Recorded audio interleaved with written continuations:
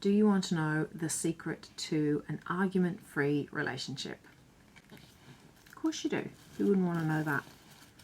So I have been in a relationship for the last 11 years. I think it's 11 years. And I would say the amount of times that we have had arguments I could count on one hand. And both of us believe that the reason for that is because we both have so many shared values.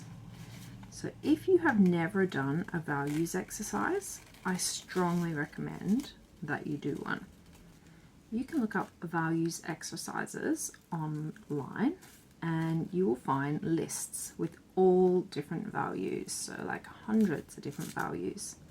So the idea that I suggest to people is that you go through those lists and you pick out your top 10 values, the top 10 things that are most important to you. Next thing you're going to do is prioritize your top 3 according to which value you value the most. So it might be something like honesty, or in my case, joy. Oh my goodness, this looks pretty already. You just leave it like this. Very pretty. Once you know what your top values are, you can offset them against your partner or your prospective partner's values. And if you have values that are aligned, you will find that there is very little space for conflict. Like, provided that you're generally both respectful people and respectful communicators and you don't have any other issues going on, you'll find that, yeah, having aligned values is a really amazing thing, because it just doesn't really leave any space for any types of arguments. The other great aspect to knowing what your values are is anytime you have any decisions that you need to make in life, you can just use your values as a tool to guide you in your decision-making process. So you would just ask yourself something like, does this X, Y, and Z align with my highest priority values, like my 1, 2, and 3 highest priority values? How will this decision align with those?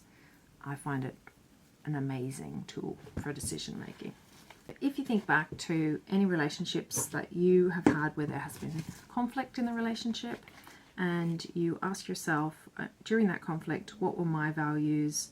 What were the values of the person I was having conflict with? You'll probably find that your values were quite unaligned, because unaligned values are the source of most conflicts.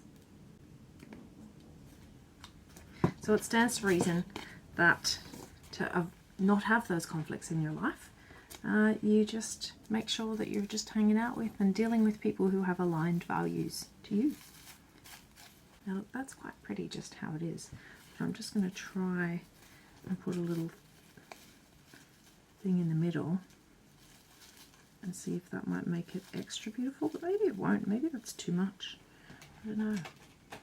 Vintage style decorations, so easy to make. Almost as easy as it is to make your values list and, make sure that your values are aligned with all the people in your life.